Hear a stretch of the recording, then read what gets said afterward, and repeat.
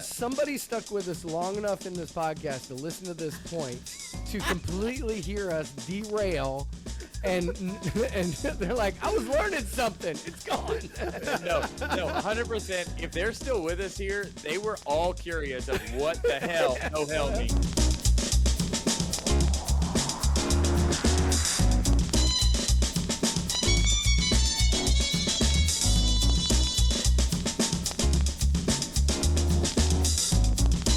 Welcome back, everybody. We're here on episode 3. We got the crew back. Austin, Eric, Mary are joining the table today, the virtual table.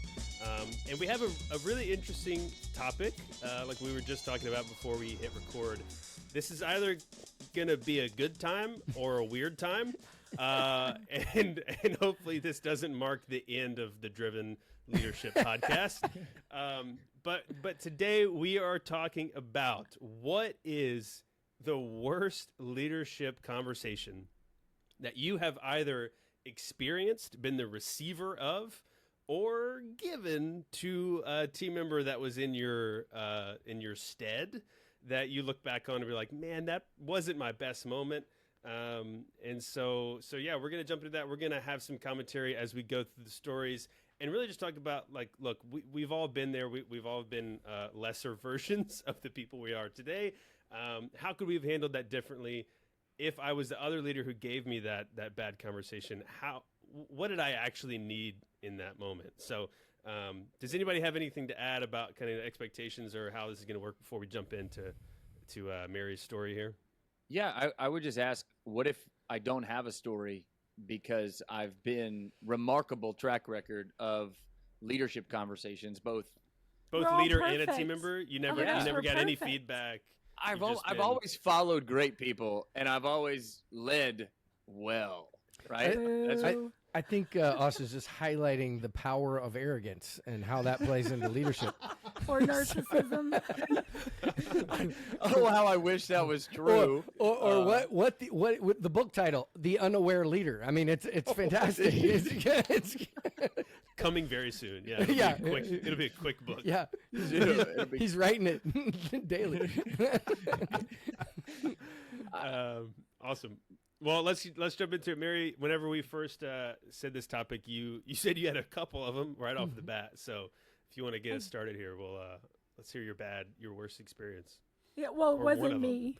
I wasn't the leader. I had a friend one time that really did this thing, and it was horrible. Yeah, let's call her Carrie. I was gonna say Larry, which didn't really work. Yeah, it's 2024, Connor. It's good. No, it was actually, so I was an employee. I worked at a bank, and a young mom. In fact, I was 21 years old with a baby. I think Ashley was, I think she was like 5 months old. And I got a call from the daycare. She had a fever that just spiked. It was at 102.5. And as a young mom, freaked out, never had a kid before. I go up to the bank manager and I said, I need to go right now. My daughter's super sick. And he looked at me and he said, you're taking off more time than you have before. And I realize you're a young mom and you have a young kid, but you're going to have to make a decision. Do you want to work here? Right? Oh. Because there could be other options for you to have someone take care of your kid. And I was pissed, beyond, first and foremost, who tells someone that? He had a wife that stayed home. She was a home mom for her whole life. I'm a mom that works. And I walked out crying. I stayed with the company, the bank. I couldn't believe it, but I was going to say, yeah. So he let you leave, but then He did, but he told me I needed to think about it and come back. The decision, did I still want to work there? Or was there another option that someone else could take care of my daughter when she got sick? Wow. So how do you handle that hard? One? As I'm thinking about it here, I'm going did he do anything wrong? No, I'm just kidding. Wow. No, I'm kidding. Man, I'm setting myself up terrible in this podcast Yeah, right you now. are. glad everybody's getting to know Okay, you here. so Austin. back- Yeah. By the but way, backstory, I was always a great employee. Okay, so this is my, but Yeah. I was a great employee, and I was the type of person who would show up. I would work late. I'd show up early, did whatever it took, and all of a sudden I have this little child that I can't control if she's sick or not. So fast forward, this is horrible because I'm telling myself this isn't leader. Maybe it is a leadership moment as a mom. I would send my kids to school sick. you gotta do what you gotta do. Yeah, I know. Yeah. Yeah. What were you saying there, Austin? Oh, I was saying, I'm sorry to all the audience members. Now for what you think of me at this point, but there is an interesting thing there as I was processing the story, which is there's a real reality as a leader that as I'm looking at that and going, if this person is consistent, no matter how they are, there's a side of me being a high D profile that's like, okay, like I get it, like you got to go do what you got to do, but we have a business to run. I don't. I've been in that scenario, and so I'm not saying he did it right. I'm just saying there's a reality that we have to juggle that every day, and seeing our people where they are, but also running a business. I've had it the other way where I've had team members that I've handled well, and it just felt like it went on forever. Because every day they were just, I gotta go, and it just put me in binds consistently. So there is a balance there. I guess I was saying it like that. I don't condone his actions and how he made you feel. That is a tension that managers balance. How do you deal with that well, I guess, is the question. But I was Especially in the moment. Yeah, Yeah. that's the differentiator, right? I always look at these two pieces to that, but there's more than two pieces, but there's two clear pieces. One is how you handle it in the moment, and then there is the conversation about how do we handle this in the future? Because you're a young mom in that situation either way, right? Yeah. So it's, okay, in the moment, there's nothing that's going to work effectively to create any type of long-term relationship other than empathy and care in that moment, because the mom is obviously top priority is the kid, all the things are going on. We as a leader, we need to demonstrate empathy and care and understanding and figure out how to make it work for the day. Then there's to your point, Austin, we got to run a business, right? And so then there's the follow-up conversation of going, hey, I want to work with you. I want to figure this out. I know these situations are going to come up. How can we handle this differently in the future? Are there other options? Are there things we could do? And this is why trust gets so important. If we have this kind of trusting relationship and I know somebody and I have a good connection with them, then we can have an open, honest conversation about this. And it's not, you're not working appropriately and you're not meeting the standards. And it doesn't come through that way. It's more of a brainstorming and collaboration with you going, what can we do? Because I'm under pressure over here and I know you're under pressure over there. How do we figure this out? Yeah. And to me, what you talked about there is it's common. And I hate to say that. I'm not just talking about the kid part. Okay. That's the scenario you have. It's the things happen in our lives as human beings. And we have to run a business. Exactly what Austin's saying. How do we balance these? And it is in the moment, in the emergency, how much empathy, understanding, compassion can we show? But you can't be in that same spot. It's like being in a hamster wheel and it happens over and over again. So how do we prevent that moving forward and have the conversations that create something different? Well, most people do. They either show the compassion in the moment and then they do it again next time because it happens again and again and again and they're stuck. Or they don't show the compassion and the employee either leaves or they're disenchanted or they're disengaged or, they're doing things behind your back and all these other things come out of it. So it's lose-lose if you take it as a binary solution. It's either, no, you have to stay or you have to go. It's not binary. It's the and. How do we collaborate and find solutions to these complex issues, bring everybody into those so they understand. At least that's my perspective on it. Well, and it's interesting because I've never thought of it like this before. I was 21 years old, hijacked, and he was not my favorite person. Yet, thinking back, I'm the vault teller, so I'm in charge of shutting down the branch. And it's in the middle afternoon when we're super busy and there's a crisis. And so sometimes there's this knee-jerk reaction, and yet it's empathy, right? It's empathy and care and figuring out and knowing him now, it probably wasn't that he was just a jerk, which I thought he was, but it was that he was that, how do we fix this? You just left me in a lurch. Yeah. That's always been for me, like the, I don't know, for lack of a better word, the most awkward times as a leader is, in the moment, I can handle that. For better or worse, I can handle that. And I just go from moment to moment. But curating my own moments where it's like, no, hey, we need to come sit down and have a conversation about what happened, because that is actually taking responsibility for the people that I'm in charge of and for myself. But those are those crucial moments where if he would have let you go that day, if he would have stepped into your position, if he was able to do that, but then the next day you come and sit down in his office and be like, look, here's the reality of the situation. Here's the issues. Let's, Eric, like you were saying, like, let's collaboratively solve them. That's where the magic happens, because then that relationship would have been totally different. And that's kind of my follow-up question, Mary. What was your relationship with him post that moment, after that moment? Because you said you stayed. Afterwards? Yeah. Oh, I didn't have one. Like, there was a piece of me I just shut down, and I worked, but I didn't connect with him. I connected with the assistant manager, and I would do anything that I needed. I go to the assistant, not my manager. Yeah.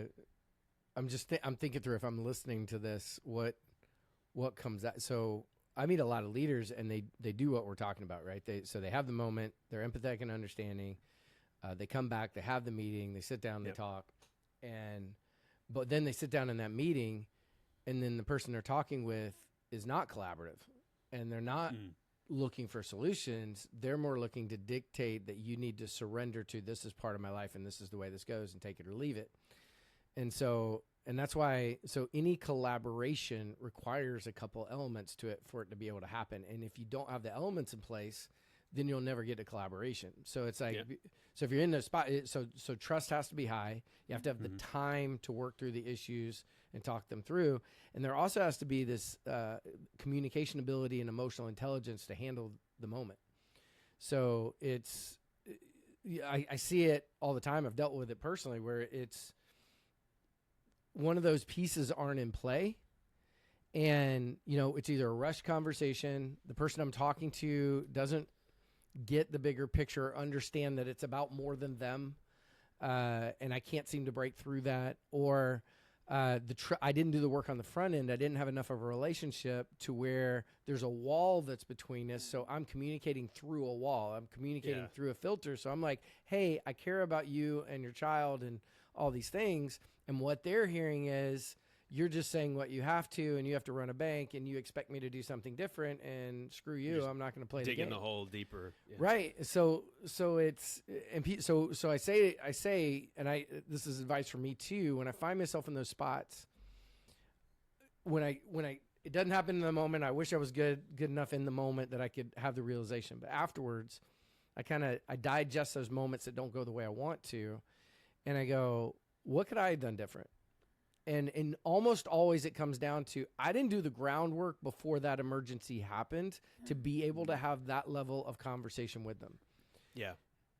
And so are we doing the groundwork with our, especially direct reports? I meet some people, I go into companies and they got 25 direct reports. I'm like, that's not, no way. You can't do it. So what you're doing is you're managing tasks, and then these situations show up. You don't have the relationship. You can't get where you need to get to. Yeah, sure, day to day it's running fine. But 25 people, I don't know them well enough. They just think I'm the overlord running the business and making sure it works. They don't really know me. We haven't created that, and then the situation happens, and now we lose an employee over this. And you may keep the employee, but you lose the engagement, which is you're losing most of the employee when you lose that anyway. Yeah. Yeah. That was a good one, Awesome. man. I think good first one. Yeah. I think for me, it actually goes in with this. Is it okay? And this is not because of my previous comments on the fact that I've never had bad experiences. But when I think about the worst experience I have had, it was not me leading, but I was in the conversation. Does that apply here? Yeah. Yeah, I think so. Go for it. So you're saying you're a third party watching this interaction happen? So I Or a was situation. coaching a leader. So my failure was in the coaching of the leader that was doing the failure of the conversation, which then sparked So some you very are the interesting leader outcomes. in this. Yeah, Absolutely. Yeah. I mean, I was in there. I just wasn't having the conversation. So was working in the restaurant, and we needed to fire this person. First decision was, I'm not going to do it. I don't have the foundational relationship with this human. I'm not going to have the conversation, but I'll walk you through having the conversation, and I'll be present with you. And I'll be there in case anything happens, or vice versa. Who knew what was going to ensue was the problem. So first mistake we made, we went up on the roof of our building to have a firing conversation. Just out there, if you're curious, don't do that. There's too many faults that could happen, and so one exit. yeah, Well, there's two if one you exit. count. Yeah, if you're going over the ledge, So anyway, Oh my gosh. so we sit down, and it is looking back. It is two white managers and one diverse employee. And it was very much doesn't know me, doesn't really know him. And so off the gate came off extremely arrogant, not surprising because of my first comments that we made here. We sit down, and all he says didn't lead into the conversation, nothing. You're done. You're not a culture fit. You're not who we wanted you to be. You're fired. And I'm floored, and I'm going, oh, no. Oh, no. Oh, no. What do I say? Immediately, the guy got up, ripped his coat off, flung it in the air like a rodeo, threw it over the side of the building. That's why I said, hey, don't do it on top of a building. At least it was just a jacket. At least it was just his jacket, except for the fact that then he ran through the restaurant, kicking things over, flipping tables. It got wild. So I'm like, oh, no. Do I call the cops? Do I not? We're closed, but it's still causing ruckus. We go down in the basement. It's my favorite quote of this event was, you want to get froggy, Blondie, which is what he said to me as he raised his fist up in the air. Oh my god. Because of my failure in diffusing the situation was so bad. I just kept saying, calm down. I didn't know what else to say. I'm just like, calm down, calm down, calm down. I'm floored. We're chasing this guy down, like, please stop flipping stuff. I don't know what to do. At some point, another guy gets into the conversation who is another white manager, but he happens to be 6'10" and looks like Gronkowski. And so he walks up, and he was like, make my day and hit me, little man. And I was like, oh my God. So Wow. looking back, yeah, it got wild. It was a very wild day in the cellar. So we all leave. He finally leaves. I'm scared to walk home because I think he's you gonna be on left the corner. first and just left him in the shop? No. He said the guy He left. left. Oh, okay. He left. It wasn't great. We had to explain to all the team members Austin's what like, happened. I don't know what happened, but I left. I got out of there. Worst conversation I've ever been a part of. I wasn't actually in. I just left in the middle of it. No. So he left. The part that I see as the massive failure, on top of all that, is really the aftermath of it. Because he wasn't alone in the building. There were team members in the cellar. The aftermath that ensued from seeing that happen, seeing the way we responded to his anger, the way we responded to his identity crisis. He didn't feel, as I look back now, I go, man, he didn't feel like he was actually an underperformer. He didn't feel, and we hijacked his identity by just claiming that he was this, not ever asking anything about why he was the way he was or what was going on. Turns out personally, he had a lot of issues going on in life. And kind of like you, Mary, I didn't have that foundational being to be able to withstand that conversation. And so what ensued was absolute chaos. And you may not have those situations. I hope that no one listening has had those situations. But as I look back, the failure was in, we did just leave. all those team members in the cellar, we didn't address it. We didn't sit them down. We didn't conversate on it. So in the days and weeks to come, my leadership was compromised and my ability to influence was compromised in both of the other leaders as well. And it created this natural divide, for a season until we did have to go back and address it. But it was what would have been, if you went back to that time, what would have been the way to address it in the moment? Like, what would be the conversation we would have with the people that experienced that, though? Get Froggy. Yeah. I would have broke his nose. No, I'd have showed courage and just popped him. Even stepping in for the manager that was firing the guy, what could you have done? Yeah, looking back now, that's definitely my follow-up question. So the first, because you were just talking about, like, we didn't address it with team members right then. Ideally, what does that even look like? Because that's damage control in the highest order. So, like, how do you even manage that? Yeah, so looking back on the situation, I definitely should have taken the lead on the conversation. Yeah. Just knowing where that leader was, and he had less of a foundation with this person than I did.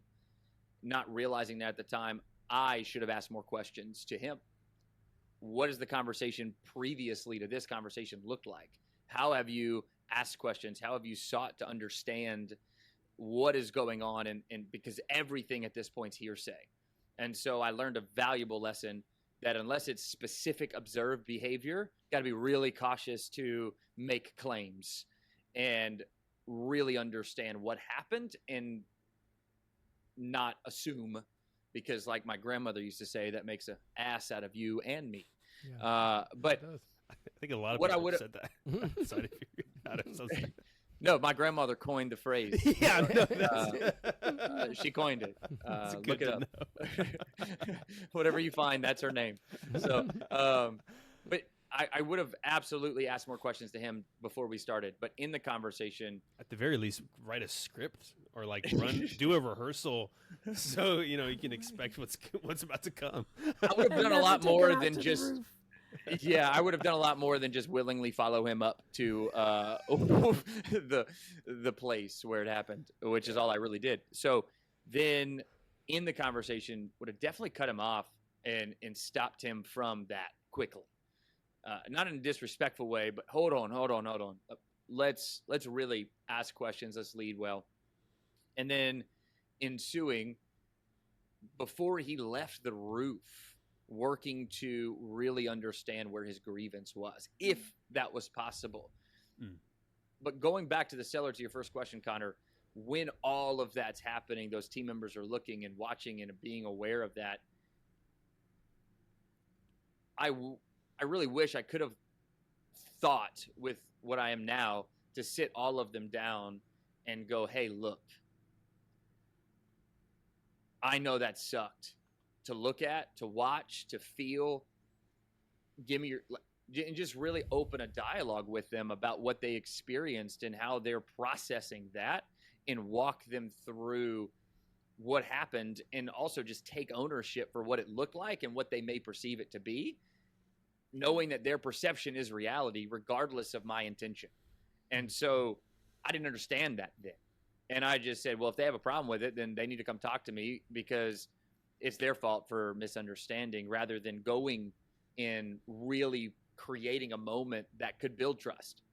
And so would have definitely just opened the floor to let them air their grievances out, and potentially even brought him back in to the conversation the next day. Let him cool off, bring him back in, have a real conversation with him, and be able to invite that in, because the issue was he was friends with all of those people. They were all connected.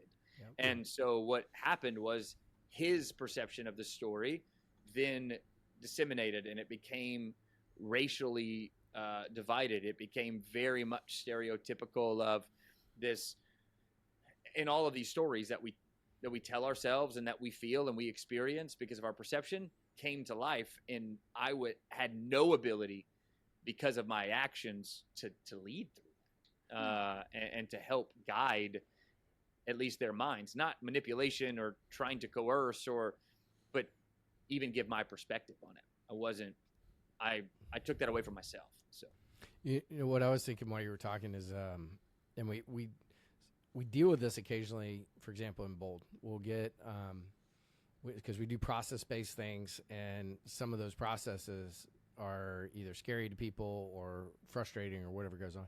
And occasionally, we'll set up a process, and we'll get somebody that's like frustrated with it, and they'll voice that, and that can show up in a variety of different ways. And you learn the hard way if you kind of what you said, if you let it go. If you and what I mean by that is they get started, and it's like a boulder rolling downhill. Once it starts getting momentum, there's no stopping it, right? By the time that person's flipping tables over and doing all that, I don't know what you do at that point. Yeah. But when these big moments are happening, and it may not be exactly like that for somebody, but when there's these moments that are crazy emotional outbursts and somebody's off the rails a little bit and you're feeling it, whether you caused it or not, there has to be a massive and forceful retreat to get back to ground zero or some version of it. Yeah. In those, right? So you got it. What you just said. I mean, exactly what I was thinking before you said it is, gosh, if I was going to do that again, I go right when I'm noticing this is going sideways, going exactly. Hold on a moment, right? Yeah. And come in assertively to potentially slow that down and see if you can, and going, and even to the point of maybe going and addressing what was said. That was not okay, going straight at the person who said it, and almost taking the side of the person that got upset in there, and like going, that's not okay. That's, you talk about not a cultural fit. The way you did that wasn't a cultural fit, you know. And they're hearing somebody take their side and be there so that they can get heard. Because in those tough moments, people have an opinion. They're emotionally overtaken, but they want to be heard. They want to be seen. They want to know that they have value. And in just a sentence, the way you introduced that, they took all those away. We don't want to hear about you. You don't have value to us. You're not included, and that's our social group. You're now kicked out of the social. I mean, like, you talk about trigger buttons. Ding, ding, ding. You're pushing all the buttons all at once. Yeah. So, and if you can't get them calmed down, I mean, who knows where that goes? You might have gotten the calm version of what could have happened. So it's I just agree with you. I agree. And what I think a lot of people in those moments, because we got the shock value going on, it's like, you know, what just happened? We got to be the one that takes action. That's leadership, right? We got to step into that gap that's really uncomfortable, that we don't want to, that we might say the wrong things because you're just going for it. But if you're not willing to do that and you just sit back, man, that ball gets rolling. There's no stopping it. And all the things that came out of it will come out of it. How do you prepare for that though? Like if I'm a leader, like let's just say like in a convenience store, in a retail store, everything's pretty, there's a plateau in terms of employees, but then all of a sudden I run into that issue.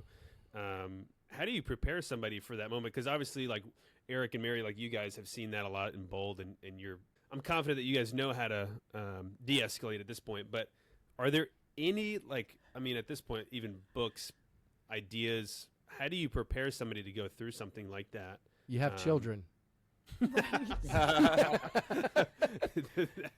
can de-escalate a 4-year-old. That was the issue, Eric. That was 3 kids. You know, I've had 3 kids since then. That's how I learned it. No, my answer to that, I don't know where you go with this, Mary, but my answer to that is you're not just practicing it at work. You're not just practicing it, and you're practicing it on a lower scale. So, like, I don't know, I don't do the dishes, and Mary's like, what the hell? Yeah. There's a point to practice, right? There it is. There it is. Yeah. It's like, I see it, and she might not even say, you know, she might not even say anything. I just notice a change in what's going on, and I'm aware enough and paying attention enough to be responsive in the moment, and you can literally practice it all the time. If you're a responsive human, your instincts kick in that moment. But if you're one who is passive and things are happening and your MO is to avoid the conflict or to not deal with it, and you've practiced that, now this situation happens and you've practiced to avoid, so that it helps. My conflict mode is to be more assertive, you know, whereas somebody whose conflict mode is more to avoid, that means they've practiced that skill on avoiding. It's exactly what it means. Yeah. So you practice engaging in the harder moments. That's my opinion, Mary. Would you go somewhere different with that? No, well, yes, and I was always told to match first and then bring them down. So I remember a specific situation with my oldest daughter when she was a senior in high school, and she was flipping out. So she had to do a project. She didn't understand. She was late. It was due tomorrow. And I'm like, I'm going to practice these skills. And she was like, I don't understand. And I said, Ashley, I understand that. And I just brought her down. I understand, honey, that you don't know what's going on. And then I turned it into care. So I had to get to where she was to be able to listen. And a lot of times what happens is when we don't know, we want to just go fix. And it's not about fixing. It's the nail, right? It's the nail video. Yeah. It's not about the nail. There's something else. How do we de-escalate it? Sometimes people want to be heard. It's like, whoa, I'm sorry. Own it. That was not the way I wanted this to come across. Can we restart? What do you read? What do you need right now? Well, if you ask that dude, what does he need right now? He's going to go, I need to No. punch you in the face. So, but to that, well, you couldn't do that, right? And all of a sudden he's out of control in a place when someone is that hijacked. You don't know. Sometimes the emotion, they go postal. You don't know what's going to happen. Yeah. They need a place to breathe. But then I would do something like I would check on if you know who, like if he has a partner or a mom or something. Hey, I'm really worried. It didn't go the way we wanted. Will you just check on them? Like, well, that's for me. I would do something I know. like You gotta that. be careful with HR rules and things. that No, go on, I but, know. yeah. I know. And but I think I like what you said about matching them. I think there's an important distinction there, and correct me if I'm wrong, but to match them in a way they feel that you're with them and not against them, because I don't want people to hear be like, oh yeah, if somebody's coming at you, you come back at them with the same energy, because then it's just you're just solidifying the wall. But using the language in that in the how you match them to make them realizing like, no, I'm on your side. I'm matching your tone or your energy. and What I then you heard- bring what- it down. Yeah. Yeah, then you bring it down. What I heard from Eric earlier, which I thought was really interesting, I think he coined a phrase here, but like an assertive retreat, right? So what I did was in that moment, and what I saw, what we both did, what we all did, was we just matched his assertiveness with assertively saying to stop feeling, stop showing emotion, and stop reacting in certain ways, instead of going like, I'm going to assert this and I'm going to retreat as fast as I can the other direction, away from what caused that. And I think that's what it is, right? So even when she's escalated about this project, like, I'm going to be assertive to then de-escalate that down and retreat back to really the root cause issue, because in that high state, like we all just said, you can't handle that. No one's receptive to it. But if we match it with assertiveness and then retreat away from whatever caused that action, and I don't know if that, as I think back on it, anything I did would have been better than what I did. Yeah. So anything I could have done would have been better than what I did, because I just sat there and was just like, oh no. I think what I took what I took away from that is do not fire someone on the roof of your own building. Right. Yeah, that's definitely takeaway number one. Well, and Haven't done it since. Yeah. What you were talking about to your team. So I worked with a company I'll never forget. So they had to fire someone, and this person was a political leader, a leader within the company, huge influence, and didn't necessarily go that well. However, what they did is they pulled the entire team together and put us in a meeting and just said, this is what happened. And they wanted to hear and address concerns. And that stuck with me so much, because every single person, people were crying, people were upset, there was fear, what's going on, and the leadership actually addressed, they talked, they listened, and there wasn't a ripple effect, a bad one after that. Because you were able to manage, you had they had control of it Yeah. right from the beginning, and were able to manage everybody's without there being the back channeling and everybody creating their own Because it started. story about what happened. Yeah. My face there, by the way, I thought you were going in the direction of that they pulled everybody in the room and fired the person in front of everybody. No. That's so. That's where I'm glad you were there with me, Connor, because I was like, oh no, I was right there. That's so. I think funny. a lot of times what people need, what companies need, when they're letting someone go, not on the rooftop, and especially if it's a key person in a leadership role, they need to bring the team together and let them know, set them up, ask, where you at, answer questions, because it creates this ripple, this fear. Who's next? Why? People want to know why. It's change. Yeah. Especially if it's if it wasn't expected, or even if it was expected. Yeah.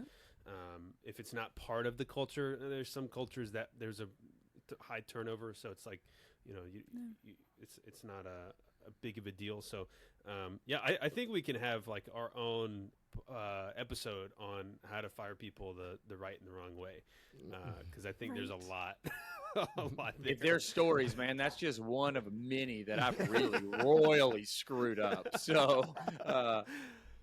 Eric, did you think of any story or I actually, I don't know if this is my worst example, but it's one that's popping into my head, and fairly recent actually. For those who don't know, Mary and I also are co-owners of a client we started working with years ago, which is a day spa in Southern California called Facial Lounge. It's amazing, love the company, we had a young lady that had started working with us at our front desk, right? We call that role spa coordinator role. And she had a natural gift to talk to people. She was kind of more aware, more just had it. She had that kind of it factor. She connected with people. It was pretty awesome. And so she quickly, we needed what we called a lead spa coordinator. So it wasn't quite a manager, but it was some management duties that were in a role, and we'd have her on our operations call, which is kind of a weekly call, just kind of what's going on in the company, what do we need to solve.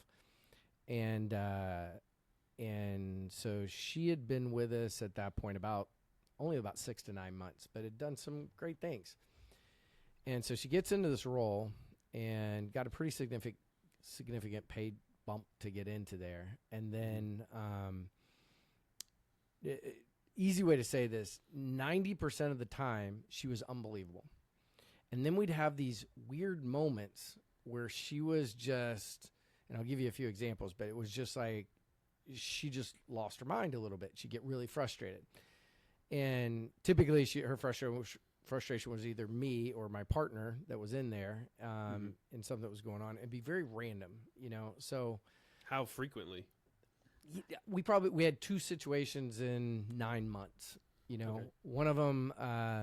So pretty randomly. Yeah, 90-10 is probably not the right ratio. It's probably 99 to 1%. We had these few moments. Everybody has a few moments, right? Yeah. But they were pretty extreme moments. They were like really high emotion, very crying, out of control, frustrated, all these things over something real small. And we're like, what was that? And I'm talking to her, I'm asking questions. I feel like I've got good trust with her, and so, and it was just, could never get the trigger point. I could never get the clarity. I don't think she really knew. I was like, man, maybe something's going on in her personal life. And I was like, more allowing. It rarely happens. Star employee, done great, all these things. So I get a phone call. It's on a Sunday, and I'm in my house, and Mary actually got to hear part of the conversation. She's down in her office, and I get a phone call, and she's kind of hysterical. She's in that place, but not initially. She goes, I need a pay raise. I said, okay, let's talk about that. And she goes, and the pay raise she was asking for was, I'll do the math, roughly a 30% increase in pay. Okay. Pretty substantial that she's asking for. She's been in the role a short period of time. She's already had a pay bump, and she's demanding. She's like, I should get a pay raise. And I said, well, we actually brought you in. We put you pretty high. You're at the top. I'm not saying we won't review, we won't do all that, but you've only been in the role, 6-7 months or whatever. And she's like, well, I either get a pay raise or I'm quitting. And I'm like, okay. Here where you at? I'm basically staying super calm, flat through this. Yeah. I'm like, is this a prank? Like, I literally thinking that. I'm like, you just call up, you demand over the phone. Aggressive. It's very aggressive. I'm either doing this or, and I said, and especially with the approach, my response was no. I didn't. I said it differently than that, but I was just kind of like, yeah, that's not where we're at. That's not where we're at. That's not what's going on. And the conversation was strong enough to where Mary can hear her through the phone, can hear my responses. It's kind of like, what was that? After we get off the phone call. And so I set up another call with her. I come back and a couple days, not even a couple days, maybe the next day or the day after, kind of going, what's going on? What's happening? And the response I get is, I'm unappreciated. I'm all these things, and I either get this or I'm not doing the job. Anyway, long story short, which this is where I think I failed dramatically, is I should have gone, hey, this isn't working. Let's find a way to part company and go our separate ways and be done with it. Instead, I allowed her to be demoted back into being a spa coordinator. So I was like, Sally. Sally from Bold. Oh yeah. So she's frustrated, but she wasn't always frustrated. It was just these moments. So I'm like, okay, let's take the responsibility off. She's a valued employee. I don't want to lose her. I actually care about her. I brought her on because I'm like, I want to develop her. I thought she could grow with the company. Yeah. And instead she's like, and I gave her the option. I'm like, look, we can keep you where you're at pay wise. We can do the review when it's time. And you've been doing a great job. Or we can go back to what you were doing before, back at the same pay rate you were doing before, and we go from there. She goes, so she takes 3 days to evaluate. She comes back. She goes, I'm going to go back to the same pay rate. And I'm going to take the role. Biggest mistake. How does that even make sense? Yeah. So, she was like, I'll get another job that has less responsibility and whatever. And I was like, but anyway, it didn't make sense. It didn't. Yeah. None of it made sense. Like, I couldn't logically piece this together. It was a very emotional thing that was going on. I couldn't get my hands around. I feel like I'm pretty good at figuring these things out. I was not good at this one. Yeah. And I couldn't get the honest conversation to go there. So so we put her back. So now for the next 6 to 9 months, I have a toxic employee that is not toxic on the surface, but toxic underneath, that is crushing the culture, that is going back and literally saying things that never happened on our operations calls and leadership calls and all these things. And I look back on that and I'm like, so, how could I have done that differently? It's a long-winded story to get there, but I do this as a leader often, is that I will think more about the person. This kind of goes back to what we were talking about earlier, Austin. You're like, you got to run a business, but the person. I'll go to the person first. And there are times, that's great. Go to the person, right? I'm counter to it. Go to the person. But if I'm not holding the standard for what the business requires, and I guess I love some feedback on this. At the time, I thought I was. I'm like, okay, you can go back to the role. I thought she'd do the role well. And now I got this toxic thing that I'm hearing about through other people, but I can't fire directly because she's done nothing wrong. And I felt trapped. So anyway, that was the moment that stood out to me, was a situation. So, I mean, what was the... She eventually, there was enough chaos that was happening publicly that we had room to fire. And so we did. So she never moved on herself? Like, she never... Which, again, baffling. She stays in the company. She was like hyper engaged employee. Now she moves to actively disengaged toxic employee, and all off of this situation. And I still have no closure with it. I still don't know, other than all of a sudden you need to make X amount of money out of the blue, and we're gonna go there. What did come out after she was gone is several employees came out and go, while she was in a leadership role, she was already toxic, just nobody knew it. She was already going back, and she would make things up that nobody ever said and kind of make the company look bad. Didn't know it. She was exemplary on the front end, but on the back end, it was not going well. I think that ties into our. We may have to come back to her on our first episode. Yeah. So peeling the curtain back a little bit for our listeners that we haven't recorded the first episode yet, so we may have to dip back into Sally. And I want to say, Mary mentioned Sally. If you want to know the Sally story, you can sign up for Bold. It's at drivenleadership.com. We have spots available in August and September, actually through the rest of the year. So. Shameless promotion right in the middle of it. I love it. I love it. A, B, C, or D. That's right. Yeah.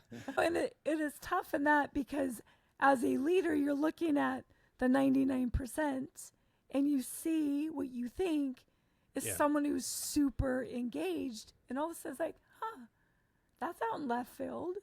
Yeah. And thinking that if she was so good in that role, if she went back to the role, Sally, could she still stay engaged because she was a fit? And that's a tough one because you have to ask more questions. Yeah. I think it's interesting. I was reading a study done recently, and it was on how much of the world do we actually see? Physically, very small. Yeah, I mean, physically, and no, that's what it was talking about. I was taking our retinas, and it was even saying, there's a hole in our eyes, and when we're looking, we don't see this black hole in our eyes that our retinas are because our mind naturally fits the pieces together. And so this study was showing that we see about 1% of reality. We experience about 1% around us. We think we are so aware of all of these things. However, beyond and looking back, that's why they say hindsight's 20/20. It's not necessarily because we could see more clearly. It's that we see more of the picture because we're not in the moment. I say that to say, I think that story highlights the importance of curiosity as a leader and going, how do I ensure without a shadow of a doubt, which is extremely hard. And I think that I'm seeing this through line throughout all the stories, right? Like if the foundation was built better in your case, Mary, if the foundation was built better in my case, and in your case, Eric, like we would have known if we had more curiosity about the conversations before they happened or building the foundation of what's going on with the employee or how they're handling it, then our leadership is propelled at that point and we're able to actually make good decisions instead of making decisions off the 1%. Yeah. Which is what we all did.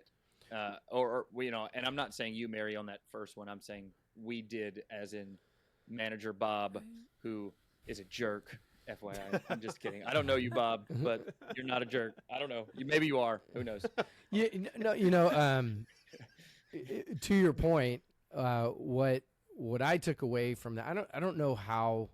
I still go back and I think back through that conversation. I don't know. I'm sure there are ways I could have handled it better or articulated differently in the moment and maybe created a different outcome. Yet, what I did take away from it was what you said, is that I don't have the bandwidth to run two companies, be connected to everybody. And this one's in Southern California. I live in Seattle, and I was too deep in the minutia.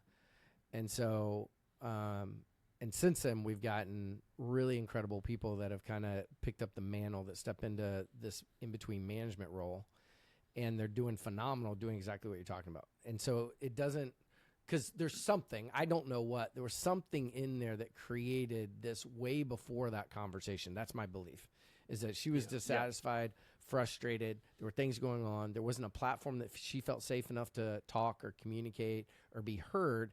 And then it snowballed into, I'm dealing with too much crap. I need to get paid more money. And I'm like, what are you dealing with? Like, I had no concept, and then didn't have the platform. I thought I did, but didn't have the platform to really, or the trust, I guess, to really have that safe space to talk that through. And so, gosh, I wish it were as simple to say that all problems are solved if you have a great relationship with everybody that you work with. Yeah. But in some cases, it really does solve a lot of things.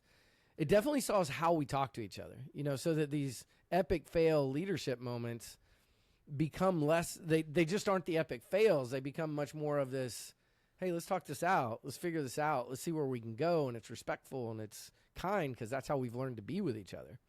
Yeah. So anyway, but so you said ultimately looking back, the decision that you, as it stood as it was, not with changing too many things, you would have just figured out how to part ways with her in that moment where she was like, I need more, or.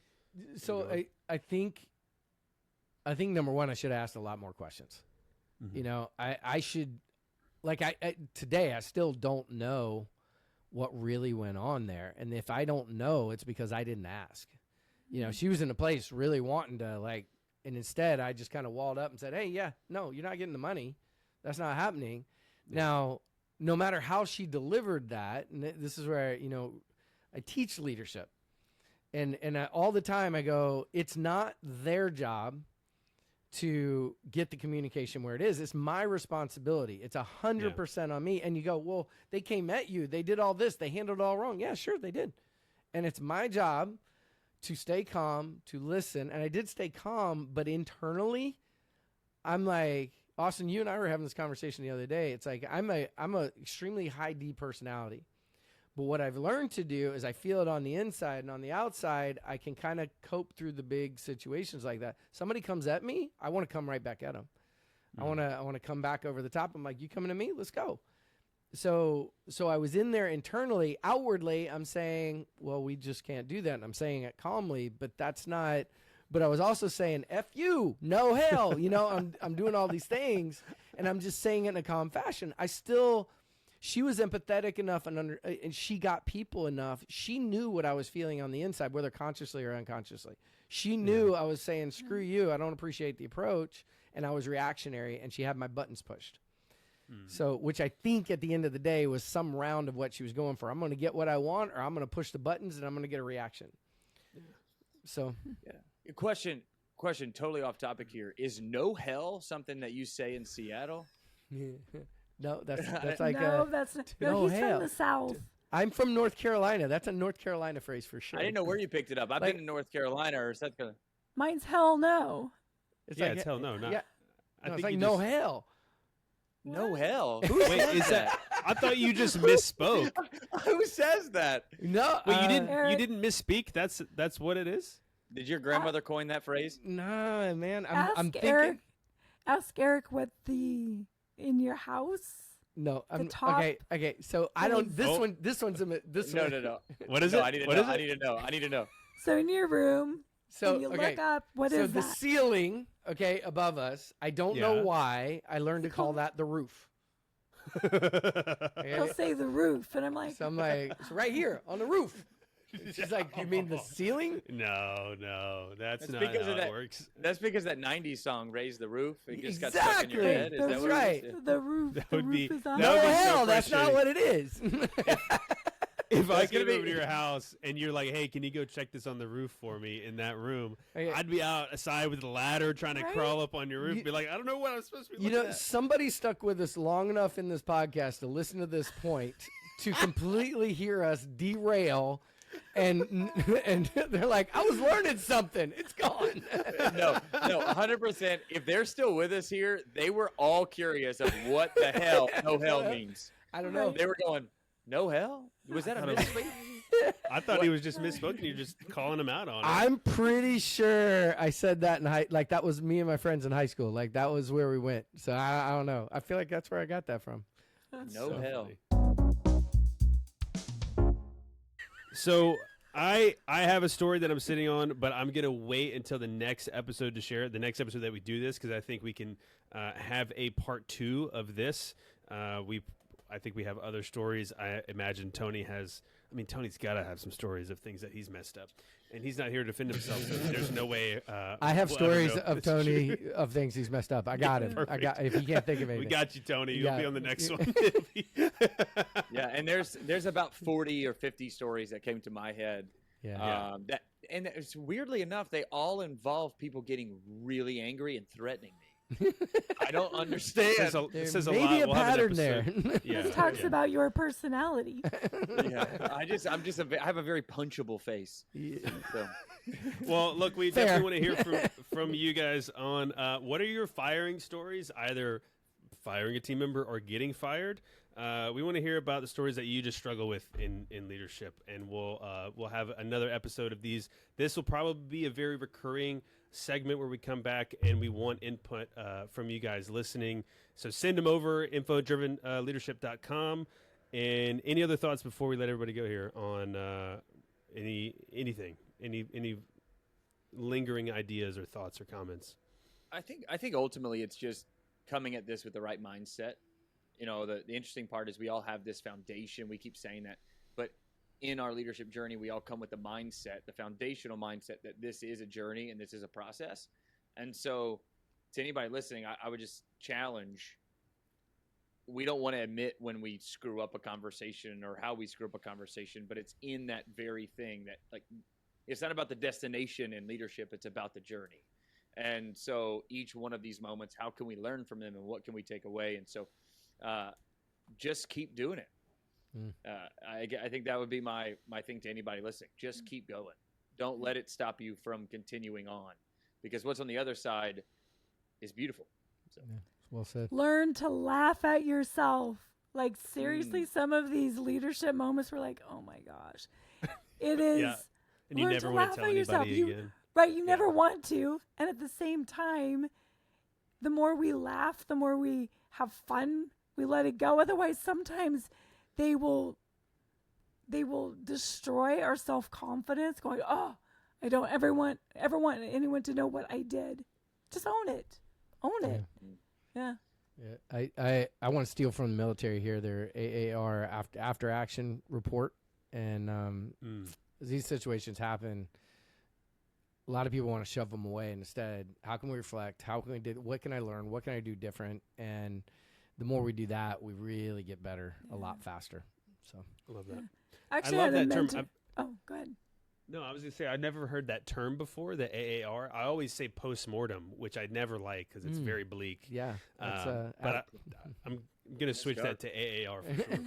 Every time someone says AAR, I think of AARP. P. And that every single time. And I'm going like, you didn't finish it. Like, what are you talking about? Like, you didn't, there's an acronym. You didn't finish it. AARP? soon. I'm almost that age. It makes sense. I threw away my card because I didn't want to admit that I qualified for it. No. So I was going to say, just to wrap up what Eric was saying about AARP, I had a mentor that told me, because as leaders, we're so critical of ourselves. And she said, I want you to tell me what you're proud of yourself first for. What did you do right? And then we're going to look at, okay, so what didn't work? And then what's the action you take afterwards? So what are you doing right? Yeah. Really good. Love it. Alrighty. Well, thanks you guys for joining me again. Until next time, everybody, thanks for listening. Share the podcast with a friend, and we'll see you next time. No hell.